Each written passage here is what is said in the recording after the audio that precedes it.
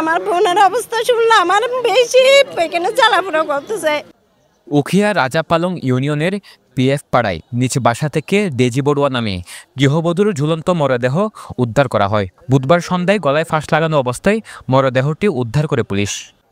উদ্ধারের পর বৃহস্পতিবার সকালে মরদেহটি ময়নাতদন্তের জন্য কক্সবাজার সদর হাসপাতালের মর্গে আনা হয়, যেখানে ডেজি বড়ুয়ার স্বজনদের কান্নার আহাজারি শোনা যায়।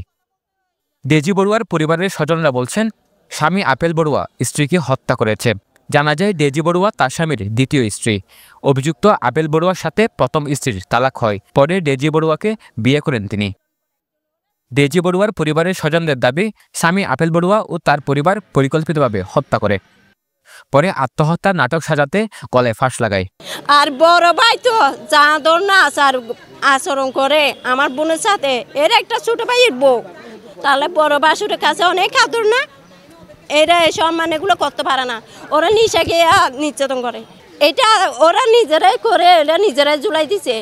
আমি বলতেছি তুমি চলে আস, হয়তো আমি কয়বার যাবো, হয়তো আমার এখন 10-12 উপরে হয়েছে, থানা থেকে হয়েছে, এখান থেকে হয়েছে, বিচার কয়বার হয়তো আমি বিচার করবো, এখন হয়তো আর কোথায় যাবো না, ওরা মেরে ফেললো, হয়তো এখান থেকে হয়তো সাদা নিয়ে বের হবে, আর হয়তো কোথায় বের হবে না।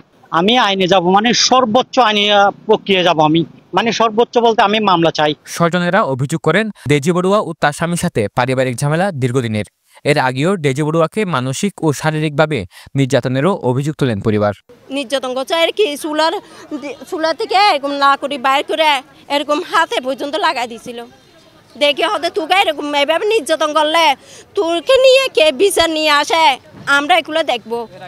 তো গত সপ্তাহ সে আমাকে বলছে, দোস্ত আমার বোন নিয়ে আসতে হবে। কেন বলছে, এখানে বেশি টর্চারিত হচ্ছে, কথা বলতে পারে না, কথা বুঝে না, ওইরকম করে ফেলছে, ওকে ওইভাবেই করে ফেলছে, মানে সে কাউকে চিনতেছে না, ওইভাবে করে ফেলছে। তাহলে একটা সুস্থ মেয়ে সেইখানে গিয়ে যে এইভাবে হচ্ছে, একটা মানুষ সুস্থ মানুষ কখনো পাগল হয়ে যায় না, সে কোনো একটা কারণে হয়। এটা পরিকল্পিতভাবে হত্যা করা হয়েছে, কোনো আত্মহত্যা না। আত্মহত্যা হলে আত্মহত্যার কোনো ইস্যু কি আপনারা দেখতে পাচ্ছেন? এদিকে স্ত্রীর মরদেহের জন্য মর্গের সামনে নীরবে বসে আছেন স্বামী আপেল বড়ুয়া। সাথে দেখা যায় আপেল বড়ুয়ার স্বজনদেরও। তাদের সাথে একাধিকবার কথা বলার চেষ্টা করলেও ক্যামেরার সামনে কথা বলতে রাজি হননি কেউই। ময়না তদন্তের শেষে স্ত্রীর মরদেহ সাথে নিয়ে অবশেষে বাড়ি ফিরলেন অভিযুক্ত স্বামী আপেল বড়ুয়া ও তার স্বজনেরা। ডেজি বড়ুয়ার মৃত্যু নিয়ে নানা রহস্য তৈরি হয়েছে। এ নিয়ে প্রশাসনের সঠিক তদন্তের দাবি স্থানীয়দের। সরওয়ার সাকিব, পেনুয়া নিউজ।